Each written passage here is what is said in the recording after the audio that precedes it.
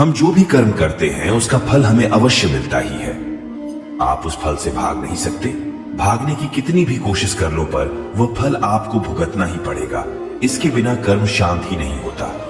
हम कितने भी अच्छे बुरे कर्म कर ले उसका फल हमारे साथ ही रहता है। चाहे वह हमें देर से ही मिले लेकिन मिलता जरूर है। अगर हम बुरे कर्म को छुपाने के लिए दुनिया की कोर्ट से अच्छे वकील को रोक कर बच जाते हैं, लेकिन कुदरत की कोर्ट से कैसे बचोगे? वहां पर किसी भी वकील की बहस नहीं चलती और ना ही किसी की सिफारिश चलती है। कुदरत ने जो कर्म के नियम बनाए हैं उसमें कोई गलती नहीं होती है। कोई भी कर्म करो उसका फल हमें मिलता ही है। कर्म के नियम में किसी भी वकील या फिर जज की सिफारिश नहीं चलती है। जब तक हमारे पुण्य कर्म का फल हमारे साथ है तब तक सही है, लेकिन हम जो गलत कर्म या दुष्ट कर्म करते हैं वह तो वक्त आने पर ही फल देता है। इसलिए कर्म करने से पहले हमें सोचना चाहिए। कर्म हो जाए इसके बाद उसके फल से भागना व्यर्थ है। हम जो भी कर्म करते हैं उसका फल पाने के लिए तैयार रहना चाहिए। कई कर्म ऐसे होते हैं जो हंसते हंसते किए हो लेकिन उसका फल रोते रोते भुगतना पड़ता है। राजा परीक्षित एक महाज्ञानी, विद्वान और संस्कारी राजा थे, लेकिन उनसे एक महान पाप हो गया था। क्रोध के आवेश में आकर उन्होंने एक निरपराधी रस्सी के गले में मरा सांप पहना दिया था। राजा घर आए, शांत होते ही उनको उनके दुष्कृत्य का एहसास हुआ और पछताकर कहने लगे कि मुझसे कितना भयंकर पाप कर्म हो गया। अब वह समय तो वापस नहीं आ सकता, तो राजा परीक्षित को उस कृत्य का फल तो भुगतना ही पड़ेगा। परीक्षित एक बड़े राजा थे। उन्होंने अपनी सत्ता का कभी भी दुरुपयोग नहीं किया था। परीक्षित राजा ने अपनी भूल का स्वीकार किया और खुद को दंड करने के लिए कहा कि मेरा बल, समृद्धि, सब कुछ ब्राह्मण ऋषि के क्रोधाग्नि में जल जाए, जिससे मेरे दिमाग में किसी को दुख या क्षति पहुंचाने का विचार न आए। राजा परीक्षित अपने पापों का फल भुगतने के लिए तैयार थे। उन्होंने कभी भगवान से कोई सिफारिश नहीं की और ना ही अपने राजा होने का घमंड किया। उन्होंने तो भगवान से अपने पापों का दंड मांगा, जिसके उदाहरण से भविष्य में कोई राजा क्रोध के आवेश में या फिर अपने राजाशाही के घमंड में आकर ऐसा दुष्कृत्य नहीं करे। इस प्रकार राजा परीक्षित अपने कर्म से भागे नहीं और परिणाम भुगतने के लिए तैयार रहे। वह भागने की कोशिश करते तो भी कर्म अपना फल दिए बिना नहीं छोड़ता।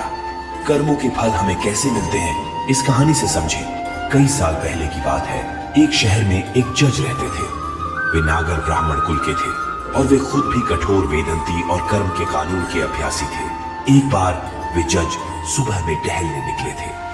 तब उन्होंने देखा कि एक व्यक्ति भाग रहा था और उसके पीछे भागते हुए व्यक्ति ने पीछे से एक खंजर उसके शरीर में मार दिया और तब तक उसको घाव करता रहा जब तक वह मर नहीं गया। यह घटना जज साहब ने अपनी आंखों से देखी। खूनी भाग गया था। उस खूनी को जज साहब ने ठीक तरह से देखा था। फिर जज साहब घर गए, लेकिन यह बात उन्होंने किसी को नहीं बताई, क्योंकि खून का केस आखिर में उनके कोर्ट में ही तो आने वाला था। फिर पुलिस की पूछताछ शुरू हुई।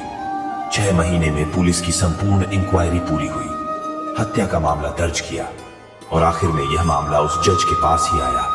लेकिन उन्होंने देखा कि खूनी कोई और ही था।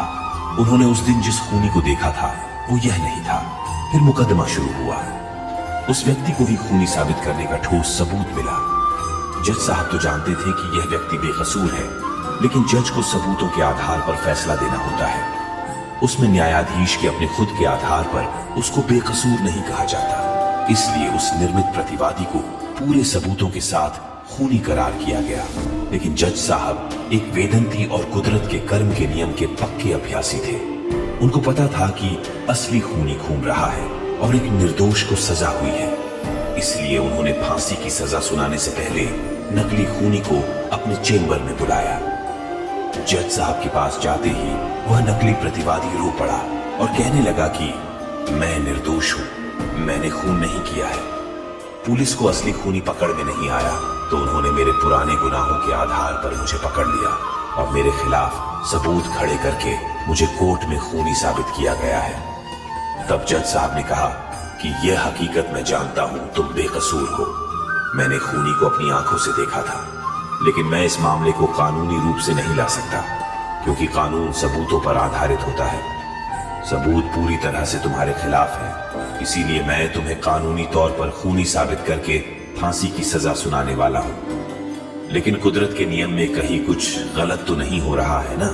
इस बात को सुनिश्चित करने के लिए मैं तुम्हें अकेले में एक सवाल पूछता हूं। इस बात का तुम मुझे बिल्कुल सही जवाब देना। मेरा सवाल यह है कि क्या तुमने भूतकाल में किसी का खून या फिर उतना ही बड़ा कोई अपराध किया है?